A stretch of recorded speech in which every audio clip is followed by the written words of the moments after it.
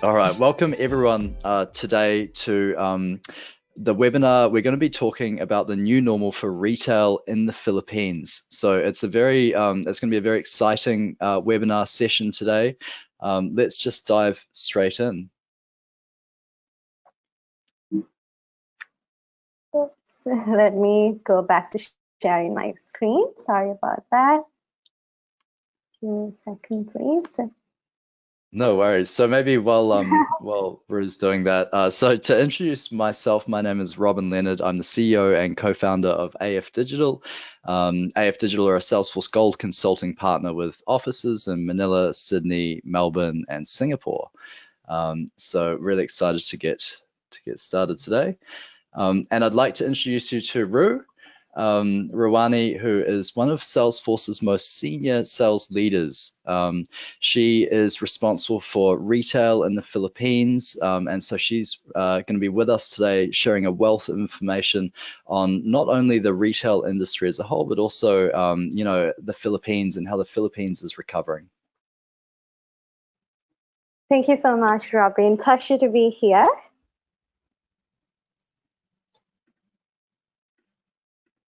So in terms of the agenda, we have a very quick agenda, and the overview of this is to provide you the state of retail in the current scenario, a quick overview of how Salesforce can help, and quite interestingly, Robin and the team has actually prepared on how we can measure your marketing maturity.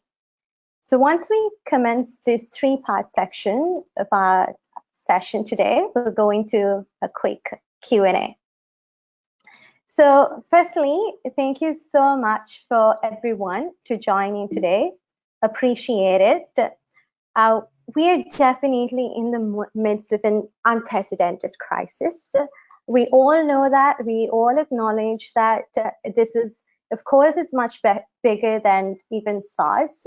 It's even bigger than the global economy crisis that hit back in 2008. It was not something that was just confined to US or Europe, but then all across the world. Now, what this basically means is that, yes, the entire world is affected, all industries are affected, retail in specific is also affected. But at the end of the day, if we want to see the light at the end of the tunnel, it's really about what can we do now? So the whole session today is about what can we do now to make the new normal, to move forward. We need to first of all also acknowledge on what has happened to the retail industry. So if you are dialed in, you would at least have felt some of these impacts. I would say back in March, when the entire Philippines went into what was called lockdown, it especially affected retailers because retailers were classified as those of non-essential goods, have been hit massively because it's on a complete non-traditional approach. So we acknowledge this, that the last quarter has definitely brought about business pain. Now, having said that, when we go through this process, we need to come out. And when we come out of this, there are certain stages that all of the businesses would go through. The three stages fundamentally that would be actually pursuing towards success is what we call stabilize, normalize, and accelerate. So when we see the last quarter, it was all about stabilizing. How can we actually sustain our business so that our business could continue when rebound happens? At this particular element, we saw that most of the customers in the Philippines and whoever we speak to, I think the priority was all about employee well-being. The priority was also about, I cannot access my customer or the goods to my customer in the traditional way. How can we actually build in non-traditional approaches? So simply adjusting to supply changes. There is definitely needs and discussions in terms of e-commerce expansions as well.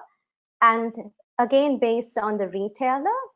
Is it how can I directly go to the customer by making sure that I am able to uplift myself digitally, and at the same time I'm able to make sure that I have the right supply chain. Now, once we pass on to this specific phase of stabilize, we've pretty much moved ahead. The key thing what we need to do in this phase is that we need to make sure that we steer ahead in the phase of normalize very strongly. So when I say very strongly, again, it's about what you do right that's going to reap benefits in the next 6 months. In order for you to ensure what you do right, it's again about how can I actually push my shopping towards the edge? How can I communicate to my customer strongly, that being an internal customer as well as an external customer? The key aspect of this discussion in the next couple of minutes is what we will help you in terms of is providing that all those ideas of what this normalized phase actually looks like. And once your business is able to kickstart or normalize, how can you actually accelerate and spearhead for growth in the next couple of months? So I like to share some interesting examples on stabilized phase and what I experienced in the Philippines, as well as what I experienced in across in Singapore as well. And I think to make this more solid, what I would like to echo quite strongly is this is all backed by statistics. So quite recently this year, back in February and March, we did a survey amongst independent marketers to identify where their top priorities are, what their challenges are, what are the use cases that they want to drive. Now, when the survey was done independently in the Philippines, it was quite interesting that the top 3 challenges in the Philippines was about unifying customer data sources. So it doesn't mean that you don't have data. It's all about unifying the data that you have to know your customers. And also there were challenges across the current process. Maybe it's because divisions and departments do not have shared goals, or maybe because the divisions and departments are not set up in terms of an automated approach to work together. And Philippines being actually a forefront in terms of driving digital initiatives, I have to say, it's actually second to Singapore in terms of Salesforce context. What we saw was that Philippines wants to drive use cases based on customer segmentation, audience modeling. So it's really about once we get this data, how I can actually drive this in terms of adopting a journey-based approach. And quite interestingly, there was something about resolving customer identity and surface data insights.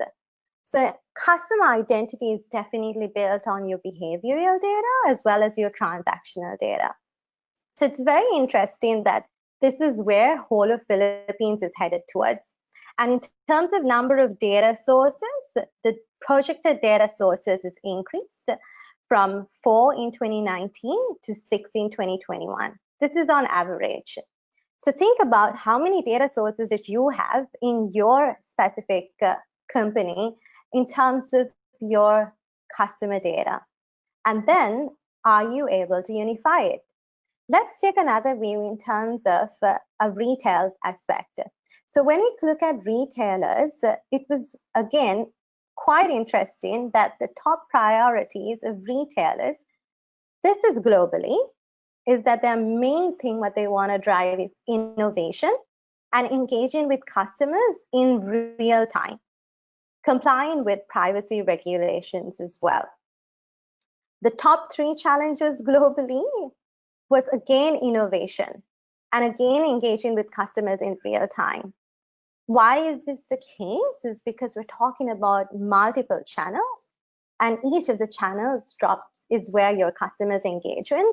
How can we drive that real-time communication at that right channel at that right moment? It's of course a challenge. However, globally, the data sources in terms of retailers are actually much higher than what you see in Philippines on average as well. So this is what we've got in terms of statistics through the State of the Marketing report done. The key takeaway of this is, are your companies also sharing the same goals as industry leaders? So these are a couple of things that you need to be thinking of. And do you also have the same challenges as what your country is also having? How can we actually bridge these challenges to make sure that our strategy is also paving towards innovation? So fundamentally, having said that, what I would also like to go through is, again, based on the dynamics of retail, the way we can move forward and the way our demand is, it actually is quite different. So within the retail industry itself, because of COVID-19, we saw that there are some retailers that are surging. And then on the other hand, we saw that there are some retailers who are surging. However, it was difficult for them to meet the demand because of the nature of the technology.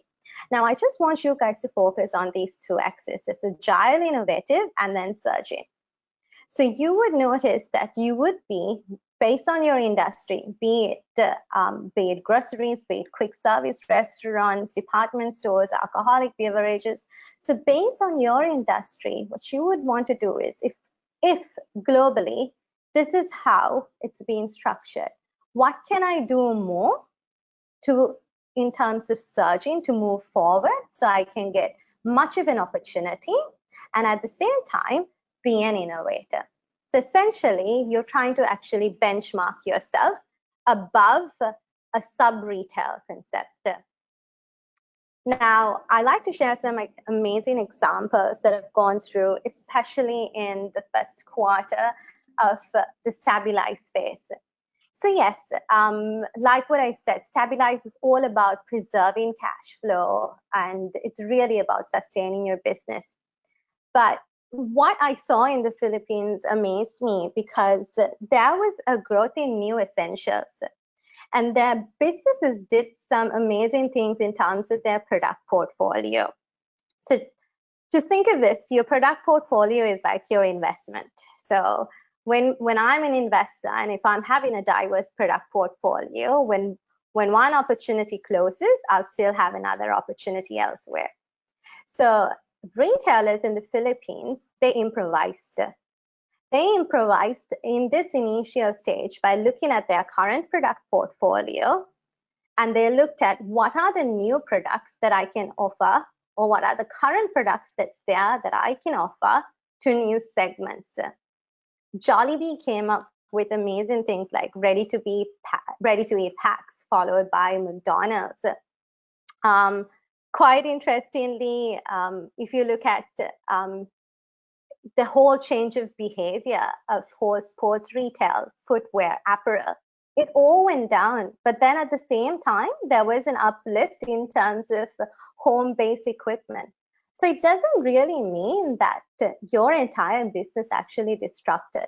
So if you figured out this particular element in your stage of Stabilize, that means you're actually one step forward in your business in terms of knowing what is your product portfolio and who are the segments that's going to reap best benefits to you.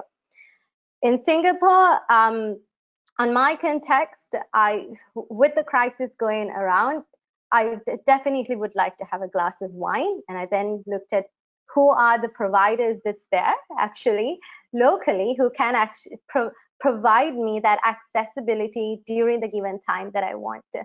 So it's really, again, about this product portfolio and identifying that needs and providing it. The second thing, what I saw in the Philippines, is how to provide it. So there was a lot of changes in terms of supply chains. There was major changes in terms of relying on third-party logistics firms. I also knew retailers, they were quite brand conscious, so they didn't want to actually share their brand in terms of their own, like their own trucks and things like this. So how can we make sure that from a supply chain perspective, we get accessible, but we are also knowing, empathizing at the same time. So that was very interesting as well. Another aspect that I saw in the Philippines was that supply chains were not only from a logistics aspect, the Philippines market improvised. If I cannot do a website like in the next coming week, what are my other channels that I can do in order to get my orders coming in? Social was an interesting channel as well. Now, the third thing that smart retailers would actually look at is trusted consumers. So essentially, it's really about prior to COVID-19, did you actually know who your customer is that is who's loyal to you? I'll give a very good example. During this time with the circuit breaker in Singapore, I go out on a run. I just realized that my pair of shoes, my sneakers were actually like, okay, it was high time to actually get a new one. But at this particular time, I didn't, the thought that came to my mind was, I need to buy a Nike. Now, just think of it. It was not about, I need to buy a pair of sneakers in general. It was, I need to buy a Nike. I wonder where I can get that from. Now, if you knew who your trusted customers are about or speaking about your brand, these would be your customers who would sustain with you in the long run. So moving forward to the normalized stage, what could you do? So if you did right in Stabilize in these three phases, what you would be doing more right is doubling down, going direct to your customer, responding with empathy and creativity, and also improving merchandise agility and visibility. If you focus on these three areas of your aspect, you're able to actually get more closer to your customer. Now, having said that, when we say doubling down on going direct to consumer, in the context of retail, there has been that massive shift to digital channels. I've experienced where, again, it's not only e-commerce, improvisations have happened. It was not click to collect. It was also things like chat to collect. Chat with me on Instagram, you can collect your order. Chat with me on Viber, you can collect my order. So it was all about how we can actually leverage digitally to move faster than ever before. Successful retail companies are shifting digital channels, be it on mobile apps, the way they communicate with their customers, on video conferencing, and also identifying their customers on digital communities and engage in this. Now, this is what we see that's been happening as the new normal across retail globally. So you can also think of where are you at this stage? Have you been doing any of these initiatives to get one step closer to your customer to double down your efforts? Because you should be doing, and that's going to actually help your business. Now, having said that, we want to again get back to reality in terms of marketing. So marketing or marketers has been really impacted in this case. We saw that around 81% of marketers differed in terms of plan ads. 57% of marketers actually decreased in advertising spending. However, having said that, 79% of marketers increased in terms of creating new messaging. So just think of this like we're looking at a seesaw. When one is going down, there's still a pivot towards creating new messages. So what this means is now retailers are adopting an approach of how can I reallocate my spending in marketing so that it could actually drive more returns. So it basically means going direct to consumer, creating new messages. That would be the pathway to go to sustain. Look, having said that, we all know that marketers have a lot of questions. And when we say a lot of questions, it's all about right now, how can I actually keep my customers engaged with me while being sensitive to this situation? How do I even craft my segment and help communications in more of a helpful and appropriate manner? How could I offer a connected experience? Today, I came up with a very innovative concept. I basically did an e-commerce site, or basically came up with a concept of chat to collect, all of these new digital accessibilities. But the thing is this, the more you have digital touch points, what it also means is the more you need to unify and provide your customers that connected experience. So if you have gone through this aspect of increasing the number of digital channels, then what marketers are definitely thinking is, how can I provide that connected experience? And next, how do I optimize ROI and efficiency? So how can Salesforce marketing and AFD help you to get back towards growth? So when we talk about assisting customers, we see three fundamental aspects that's really going to help your business. And this changes the way we actually work as traditional marketers. Firstly, the most important element as marketers is we need to engage our customers with empathy. We need to drive personalized digital communications as the second step. And finally, when businesses was growing, we were all doing good because the sales numbers were wonderful. We had no questions in terms of our budgets. But then now it's about how we can actually optimize budgets and programs. Let me talk a little bit more empathy. This is the core element that I personally believe if you are to succeed, you need to master this. Now, just think of the human aspect of empathy. What does empathy mean? Empathy means knowing the other person, understanding that other person, and acting on behalf of what that person actually has shared with you. Now, let's look at this in the context of a customer. So when you are empathizing your customer, the fundamental thing as a marketer, what you need to do is you need to know your customer. You need to know who they are, what their needs are.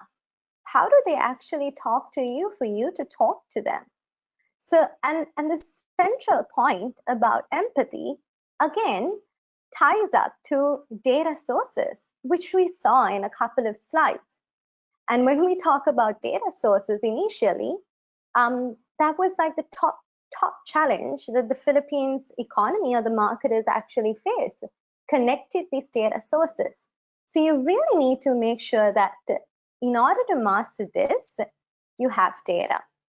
And then having said that, it's all about personalizing and driving that communication to your customers in a timely manner across the channels that they prefer.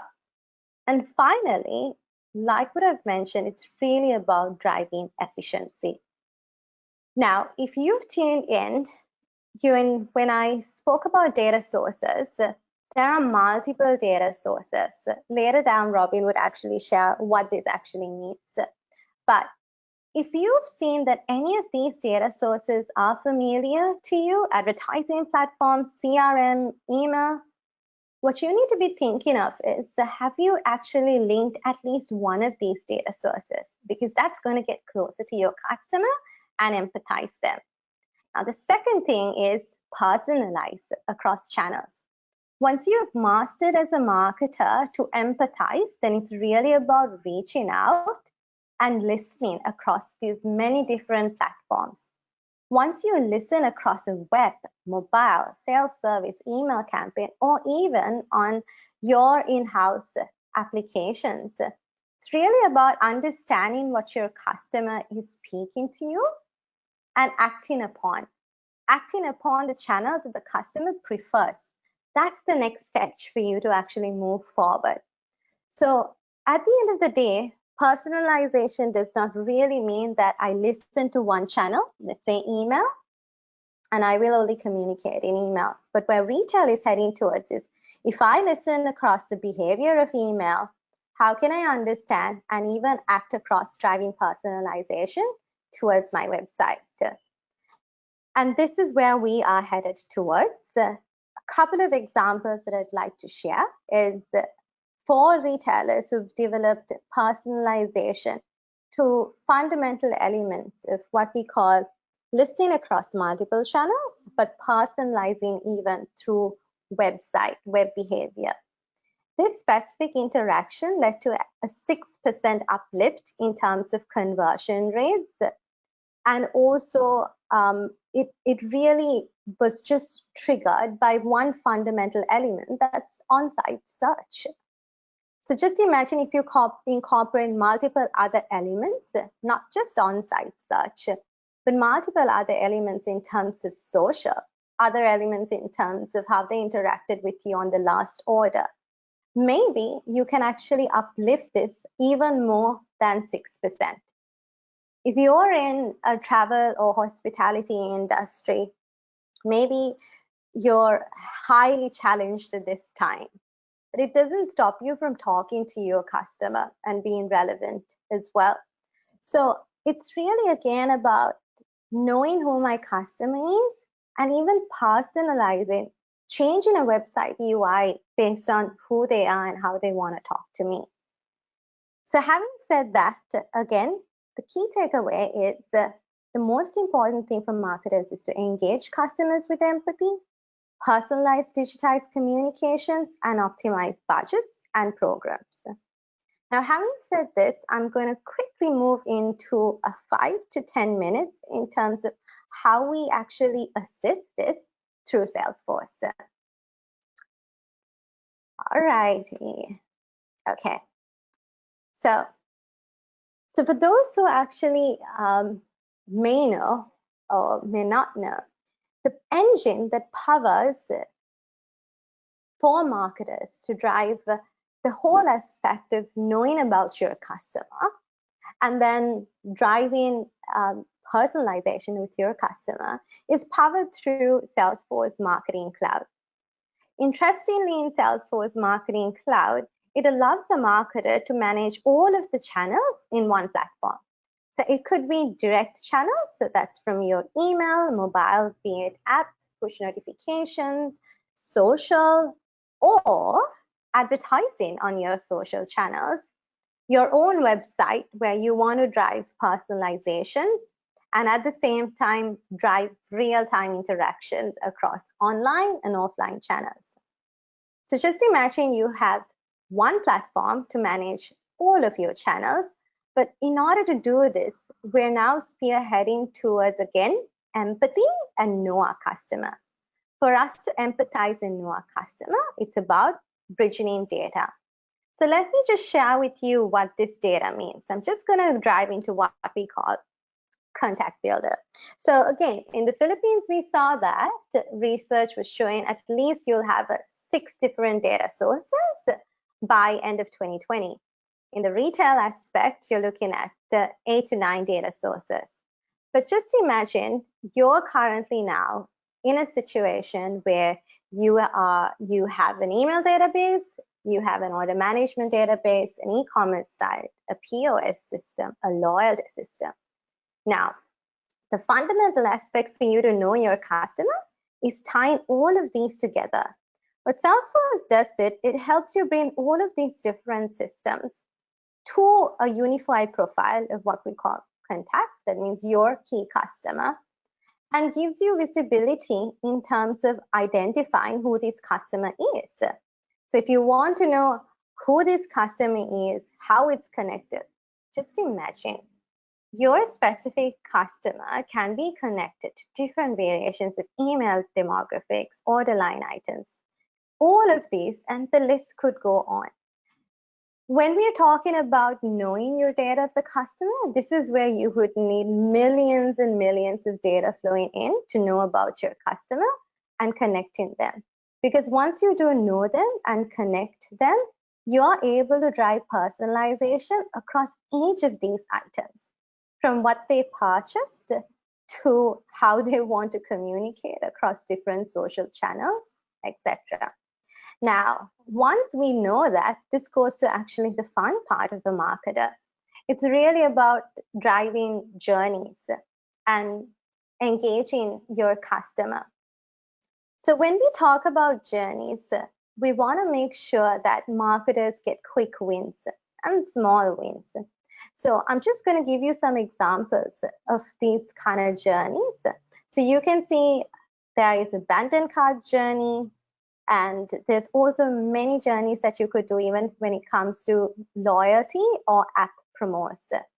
But what this basically fundamentally means is, if I'm going to take an example of this journey, it's about, as a marketer, how can I drive this journey with analytics, reaching out to my 100,000 to 1 million customers in very different types of personalized communications? And this is pretty much how we actually design this. So imagine you are a retailer that's, let's say, a sports retailer. And if you're a sports retailer, you provide sports equipment as well as you provide apparel. And what we want to do is, for anyone who came onto my website, I want to re-engage with them, and I want to ensure that I don't lose them, but then instead we drive an intent to purchase. So that's when we bring this segment in through what you saw on this amazing data sources of Cult Contact Builder. Once we bring this segment in, we can actually put certain decisions: high value, low value. Let's say, for example, I want to drive a journey for that of a sports retailer that actually sells equipment. So since it gives me higher margins, I want to invest more in my communications. Whereas, for example, if I'm looking at apparel, it may give me low margins. And if it gives me low margins, then I might want to use a different way of communicating. So it's about, how can we drive a marketing journey backed by fundamental goals? And this also would be driven through analytics. So you can see here what we call Einstein-Sen optimization. So essentially what this means is, it's really about the system telling you when is the best time to communicate to your customer. If you are targeting, let's say, for example, products for babies, and you want to send the communications to mom, and you're talking about toddlers, some of these moms, they may be up late in the night and sleeping in the morning. Some of these moms may be up in the morning, sleeping in the night. But at the end of the day, it's really about knowing when they open your email, observing their behavior, and using Einstein intelligence to drive that automated approach of knowing when and what time to communicate. So the journey goes as such, where we could send a high value email based on their behavior. They would be responding to us, or they would not. If they don't, we don't want to actually negate them, but we want to still, this is our customer, we still want to engage them with empathy.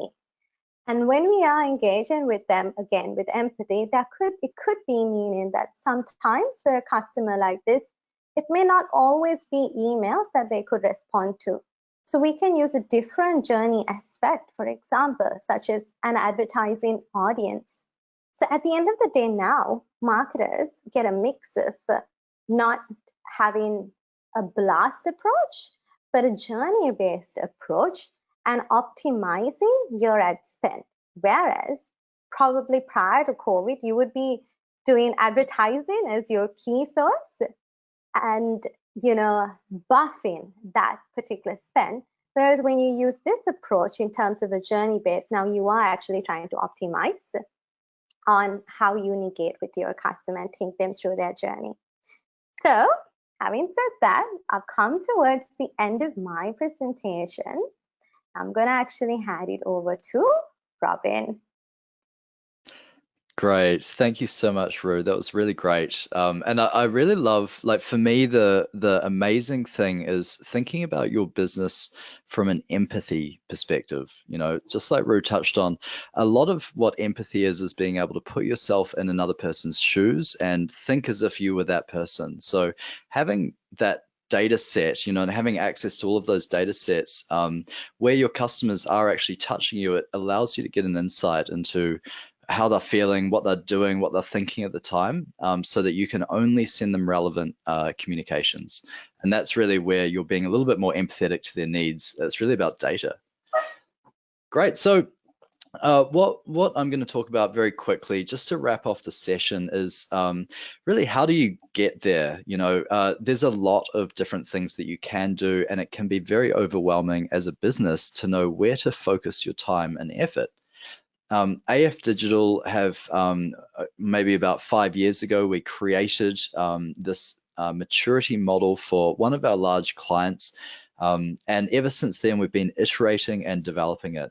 So you can see here, this is a very simple chart. It's really a 5-step maturity model. At the right end, we've got autonomous, which is really when your business is relatively automated. It kind of runs without you needing to have lots of involvement in the success of it, and it kind of learns and grows autonomously. Optimizing is more where you have got things running and now you're looking for efficiencies. So this is where you are looking to put controls in place and really make sure that you've got a manageable margin and everything runs to SLA, etc. Managing is where you've just got things under control. You're doing pretty well, everything's profitable, and you have to really focus on it working, but it is working. Enabling is more where you're just getting started on your journey. So that's maybe where you're kind of learning new skills, growing a bit of capability around the business, but really you're just in a stage of enabling the business with this change. And then obviously initiating is just at the starting point, day one or less than that. So this is how we start to model the organization as really a maturity curve. Ro, if you can go to the next slide. Within this maturity curve, we're able to set metrics, so we can kind of group things together. This is an actual client example, and it just shows you different categories, and then within each category, there's kind of different aspects to the category. So it allows us to identify what the weak points of your business are and what the strong points are. So, and obviously the weak points where you've got something that's like 1 out of 5 versus a 4 out of 5, that's a really easy win typically to get it to a 3. You just want to do it well and get everything up to a 3, and then some things you look to advance further. So it's a great way to measure your organization. And as they say, if you can't measure it, you can't manage it. Rue, next slide, please. The other aspect of this is really, in order to figure out what you're going to do, you kind of need to take a bit of an approach to it. And there's so many aspects to customer experience. Like if you think about what customer experience is, it's actually most of any business. There's probably about 20% of any business that doesn't really touch customers, if not less. So customer experience is really improving the whole organization and how you treat your customers. So I'm not sure if you're familiar with Marie Kondo. She's a Netflix sensation. She has a cleaning TV show, and she has this very simple Japanese methodology where she pulls everything out of the cupboard, she dumps it all on the floor, and she picks up each item and says, "Does it spark joy?" And then if it doesn't, then she throws it away. If it does, then she folds it and keeps it visible so that she can kind of know, oh, okay, it's the right time now to pick that up. So in the same way, we use this approach. Maybe if you can go to the next slide, please, Rue. So, and the CX maturity assessment is one tool. So we've got a really awesome survey. It's a CX maturity assessment. It's on our website. And if you go there, it's 32 questions, and it will just kind of take you through almost every part of your customer experience. And that will give you a report at the end of it to say, what your strengths and weaknesses are. So I'd encourage everyone to take that. Outside of that, sorry, Ro, if you can just jump back yeah. So outside of that, you can then use that to define a backlog, that laundry list of things where you want to improve. And then you would prioritize and build a roadmap around your customer experience. Great. Next slide, please, Ro. Yeah, and this is just a further elaborating kind of on the concepts of these different stages, and you can kind of see here initiating is just really getting started, sowing seeds, starting a path, moving to autonomous, which is self-governing, independent, smart, learning, intelligent, it's liberated. So, it's a lot more exciting, those words. And then you've just got the middle, and most of us live in the middle. So it's really about defining what is awesome and how do we get there? So if you jump to the next slide, please. Yeah, so this specific CX maturity assessment that we've put on our website is actually focused on the retail industry. And it's a wide retail industry, like it also includes quick service restaurants, for example, like everything retail is included. And we've got 5 different categories. So there's data, e-commerce, service, marketing, and leadership. And within each of those, there's different categories. And so these you have a rating for. I'm just going to show you quickly journeys as one of those individual items. Next slide, please. So if you think about journeys as one of those items that has its own CX maturity, which gives you if you put them all together, you get an average CX maturity. But if we look at one, what does initiating look like? Not active with any marketing automation. Enabling is some basic customer journeys and automation setup and marketing automation setup. So you've got maybe a welcome journey on your site or a birthday journey. Lifecycle automation would be more end-to-end, so across sales and service, you'd have some email automation. For optimizing is maybe moving into omni-channel journeys and really looking to drive ROI against those journeys. And then autonomous is really offline and online omni-channel experiences that drive ROI. And when we think about online and offline, that's actually the journey directs the offline experience, which may be a service agent picking up a call to check in with them. It may be a sales rep. It may be in store and somebody actually interacts with them in store. So that's really where you get to the next level, where your whole business is actually run by this journey, including the people. Yeah, and we've got this mapped out for every single one of these questions. So, and that's the thing I think is this is a really amazing framework that you can start to say, okay, if I'm managing 3 out of 5 for single customer view, for example, what does that look like? Am I in the right level? Should I look to optimize how I use that? Maybe integrate it with other sources. So yeah, so this is the framework. I'd encourage you all, if you go to the next slide, please, Ru. Yeah, please visit afdigital.online. It's our e-commerce site, and it also has a link down the bottom of the homepage to take the free assessment. Once you take the assessment, you'll get an email immediately with the result, which you can then use to re-measure yourself later. I'd love to have a conversation with any of you to look at the results and see what we'd suggest. And even then, maybe in a year's time, you could come back and take the same test and see how you compare. How did you grow? So that's the whole purpose of the test. And we're hoping that we've taken this kind of all this IP from these large enterprise companies, all this consulting work we've done for years, and we've packaged it into a self-service test for you. Great. So that's all from me, I think. Lovely. And I think we are towards the end of the session with definitely much time for Q&A as well. So Robin, what do you say? Shall we open up for questions?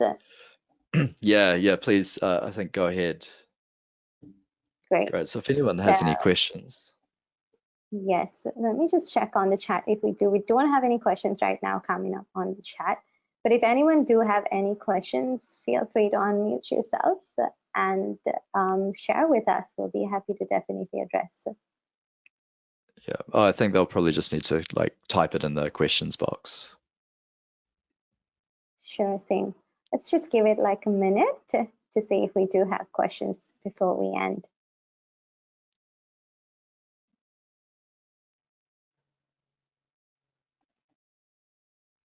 Okay, so we got a question coming in. How can AFD and Salesforce move an organization through the different steps of the maturity curve? It's a very interesting question. Robin, I'm going to give it to you. Yeah, it's a great question. I think the key is to measure where you are now. It's very hard to align everyone on what you need to do. And that's the thing, is most organizations have multiple senior stakeholders involved in the customer experience because it touches sales, service, marketing, etc.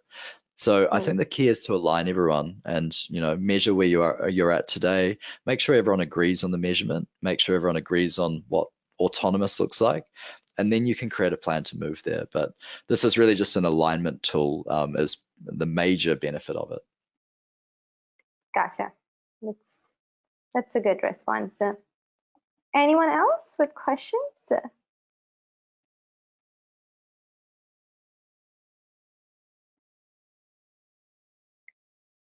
All right, great. Robin, I guess we're good to wrap up. If we don't have any other questions as well, I really would like to give a massive thank you to everyone who joined in and really appreciate you guys taking your time. Great. Thank you guys. Really appreciate it. Have a great week. Thank you.